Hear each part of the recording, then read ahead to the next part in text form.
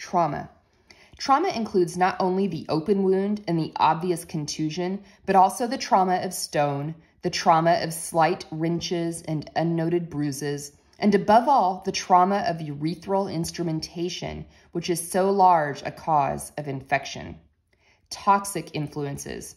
We may note in passing that certain renal toxemias do not appear to predispose the kidney to bacterial infection. Bright's disease, whether acute or chronic, does not appear to make the kidney a good soil for bacterial growth. Tuberculosis of one kidney often produces a toxic nephritis in its fellow, and not infrequently this intoxicated kidney is mildly infected with Bacillus coli or the pyogenic cocci. But I have never seen a grave infection under these circumstances. But, as suggested in the preceding section, retention is not by any means the whole story in the accessory causation of renal infection. Thus, in certain instances, it is quite obvious that the hyperacute renal infections of infants are due to abscesses or infections elsewhere in the body, producing a grave toxemia.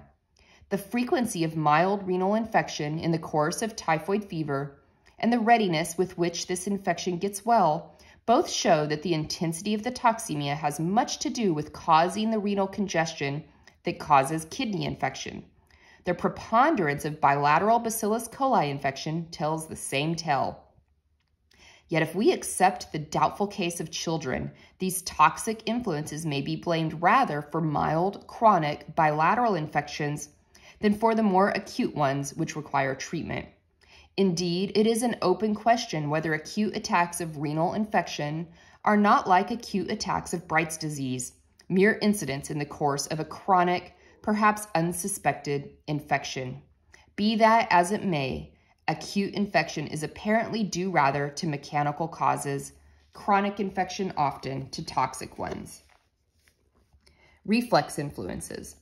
Mild infection of a kidney opposite to an acutely infected kidney might be set down to reflex influences in the sense that that opposite kidney is called upon to do extra work through the disease of its fellow and to become obviously congested and enlarged if its fellow is chronically debilitated as well as acutely diseased. The prostatorenal reflex is, however, of far more importance.